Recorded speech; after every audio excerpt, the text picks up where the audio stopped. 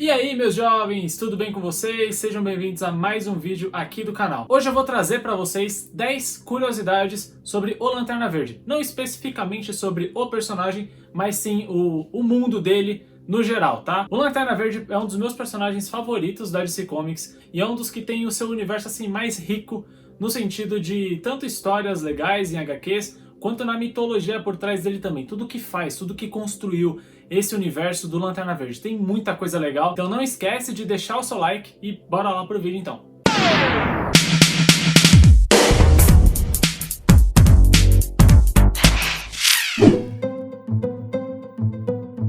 Todo ser que vai se tornar um Lanterna Verde, eles precisam passar por uma série de treinamentos físicos e mentais pra, ficarem ali no condicionamento certinho de ser um Lanterna Verde.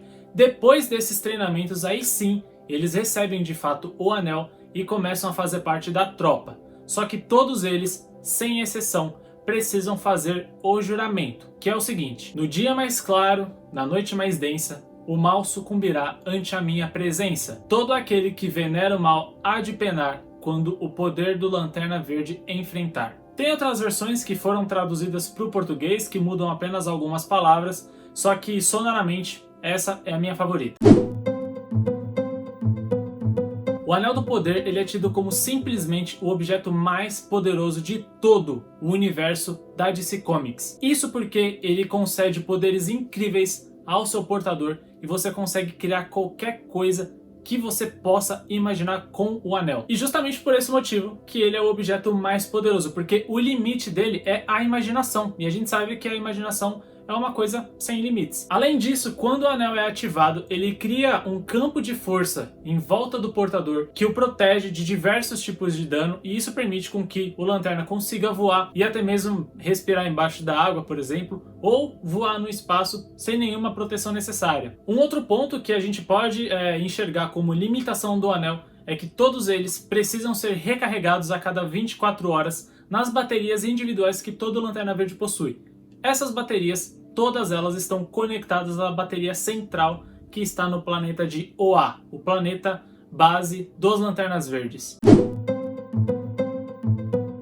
A primeira aparição do planeta Oa foi em Lanterna Verde Volume 2, em 1960. Oa foi colonizado por imigrantes do planeta Malthus que evoluíram em Oa e se autoproclamaram Oanos e os Guardiões do Universo. E Oa é o planeta onde fica a bateria central que alimenta todos os anéis dos Lanternas Verdes através do espectro emocional da força de vontade. Todos os Lanternas representam um espectro emocional diferente. E o dos Lanternas Verdes é a força de vontade. Oa está no setor 0000, porque lá é dito como o centro do universo. E olha que bacana, Oa foi desenhado como inspiração na cidade de Oz, do Mágico de Oz.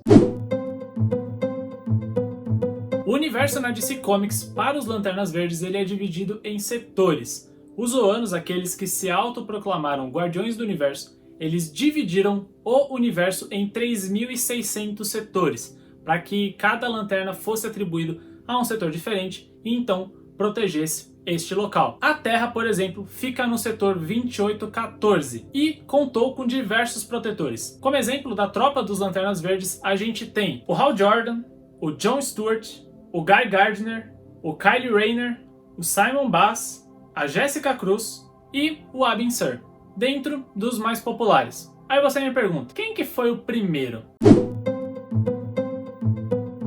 Mesmo tendo sido o primeiro Lanterna Verde a aparecer nos quadrinhos, mais precisamente no All American Comics, volume 16, em 1940, o Alan Scott não fazia parte da tropa dos Lanternas Verdes. O seu poder veio de uma arma experimental criada pelos Guardiões, chamada de Coração Estelar. Esse artefato veio para a Terra em 1939 e salvou o Alan de um acidente de trem. Aí então, ele criou o anel a partir do material do Coração Estelar que concedeu os poderes para ele. Um pouco mais tarde, Alan Scott se juntaria e se tornaria membro da Sociedade da Justiça da América.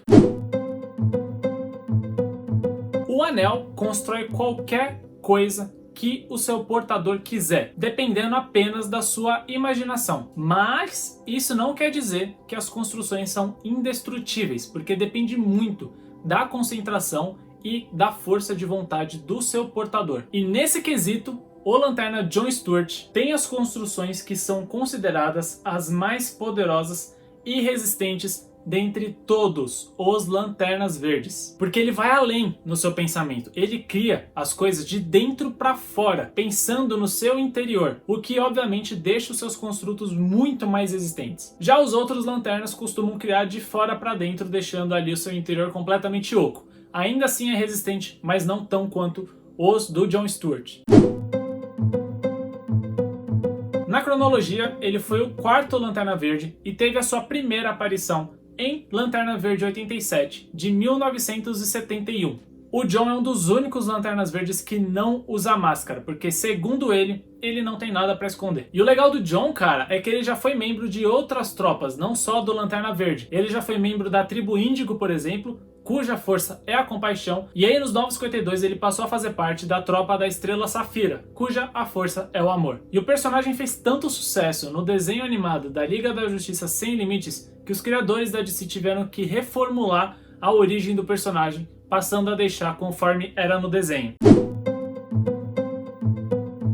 A curiosidade sobre os Lanternas Amarelos é que a criação deles veio de um Lanterna Verde, que foi o Sinestro. Uma hora ele se rebelou contra a tropa e foi banido para Qiward, um planeta que fica no universo de antimatéria, onde ele conseguiu um Anel do Poder com a energia amarela. Quando ele retornou, ele foi aprisionado na bateria central de Oa, onde uma entidade chamada Parallax também estava aprisionado. Sinestro usou seu anel que provém do medo, o oposto da força dos Lanternas Verdes, para acordar o Parallax de sua hibernação e se libertarem. A partir daí, Sinestro começou a recrutar membros para a tropa, seres que conseguissem instigar o medo nas criaturas. E a tropa Sinestro, como é conhecida, nasceu. Eles também colocaram uma bateria central em Qiward, igual a de Oa, mas essa, obviamente, para alimentar os Anéis Amarelos.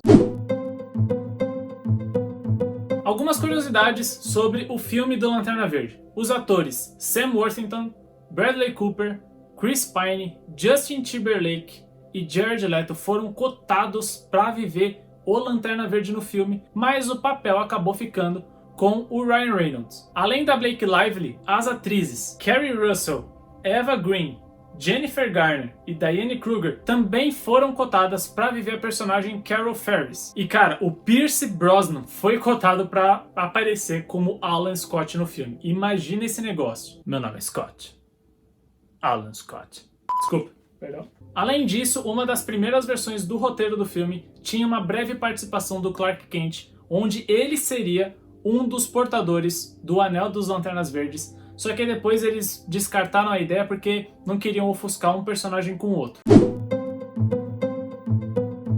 Cara, na minha opinião, essa história é o maior evento do universo dos Lanternas e que também afeta outros personagens da DC Comics que não são Lanternas Verdes ou Lanternas de qualquer outra cor. E acabou sendo uma das maiores sagas da DC no geral. Só que eu vou falar bem por cima dessa história porque ela é muito comprida e muito complexa, e para entrar detalhe por detalhe, é melhor um vídeo dedicado só para falar sobre a Noite Mais Densa. No livro dos Lanternas, existiu uma profecia dizendo que na Noite Mais Densa, as 7 tropas que representam o espectro emocional iriam se enfrentar até a morte. Depois que isso aconteceu, o vilão Mão Negra, que possuía o Anel Negro, ele tinha a ambição de trazer o Necron de volta, que é a entidade representativa da morte no universo da DC e uma das entidades mais poderosas. Então aqui vale a gente destacar que o preto significa o quê? A ausência de todas as cores. Portanto, a força que move os Anéis Negros é a morte. E a força dos Lanternas Negros fazem com que os mortos ressuscitem, para um lado sombrio, é claro. E a tropa é formada por diversos mortos, como o Aquaman, o Batman e etc. E essa saga, ela resultou na criação dos Lanternas Brancos, que ao contrário dos Lanternas Negros, representam a vida, e assim conseguem derrotar as forças de Necron. Tanto que a saga que sucedeu A Noite Mais Densa é O Dia Mais Claro. E tá muito óbvio ali o nome dessas duas sagas, que ambas estão no juramento do Lanterna Verde.